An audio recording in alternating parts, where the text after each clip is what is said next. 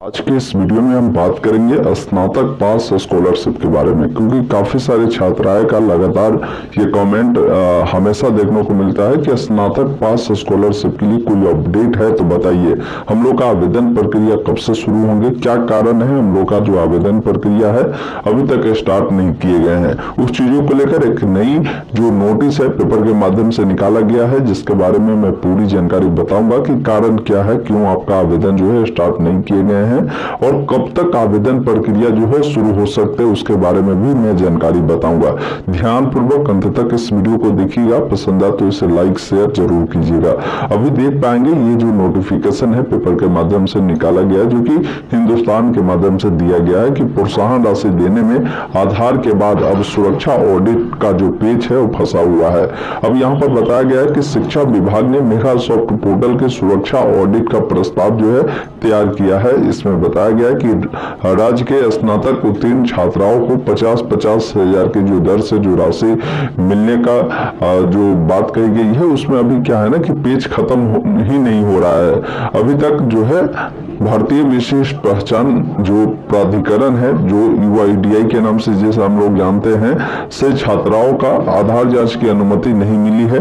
दूसरी ओर अब इस योजना के आवेदन के लिए पोर्टल की सुरक्षा ऑडिट का जो पेज है वो फंस गया है। यह दोनों समस्या दूर होने पर ही स्नातक उत्तीर्ण लगभग 5 लाख छात्राओं को जो इसकी राशि है 50-50 हजार की दर से वो मिलेगी। शिक्षा विभाग ने मेगा सॉफ्ट पोर्टल की सुरक्षा ऑडिट का प्रस्ताव तैयार किया है। इसके लिए बेल्ट्रॉन से सूचीबद्ध जो आईटी एजेंसी का जो चयन है वो किया जाना है।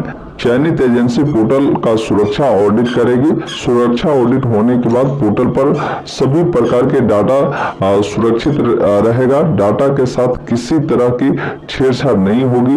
राशि भेजने में किसी तरह की गड़बड़ी जो है नहीं होगी। ये सुरक्षा ऑडिट खासकर उसीलिए कराया जाता है क्योंकि कई बार ऐसा देखा जाता है कि जो फर्जीवाड़ा है वो हो जाता है, तो इसलिए सुरक्षा ऑडिट को लेकर विभाग जो है जुटी हुई है।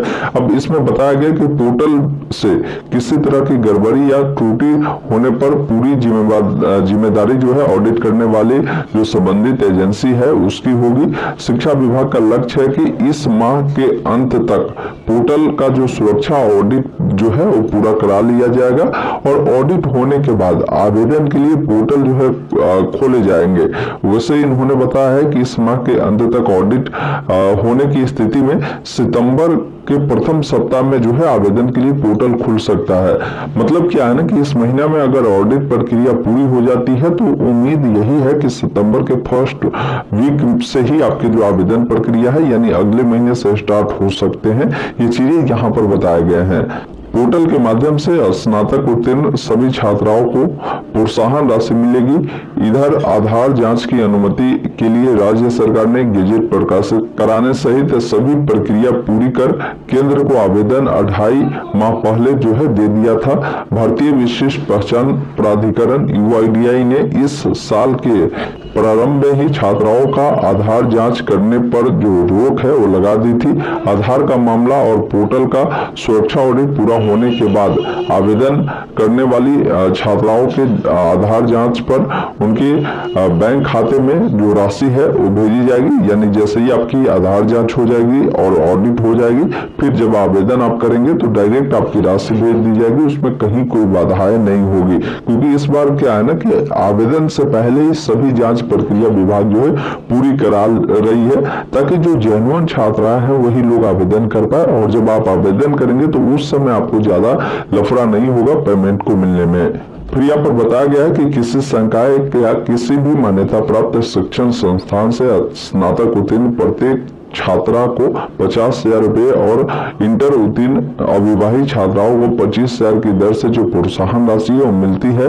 छात्राओं का आधार जांच कर इसमें जो जुड़े जो बैंक खाता है उसमें ये राशि भेजी जाती है। मतलब आधार से जो आपके बैंक अकाउंट लिंक होते हैं एनपीसीआई से, उसमें डायरेक्ट राशि भेज दी जाती है। इंटरमीडिएट और स्नातक उत्तीर्ण छात्राओं के लिए प्रोत्साहन योजना अप्रैल 2018 से शुरू की गई थी। अब तक स्नातक उत्तीर्ण होने वाले छात्राओं को 25-25 हजार की दर से जो राशि है वो दी जाती थी। 1 अप्रैल 2021 से जो है ये राशि बढ़ाकर 50,000 रुपए जो है कर दी गई है।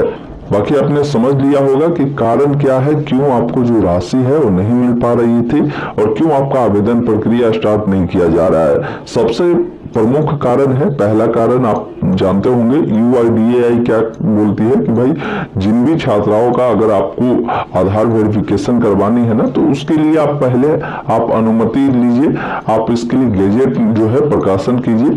जैसे ही गेजेट आप प्रकाशन करेंगे तभी हम किसी भी छात्राओं का आधार वेरीफाई करेंगे। तो ये प्रक्रिया लगभग जो है कंप्लीट होने वाली है, गेजेट प्रकाशित हो चुकी है।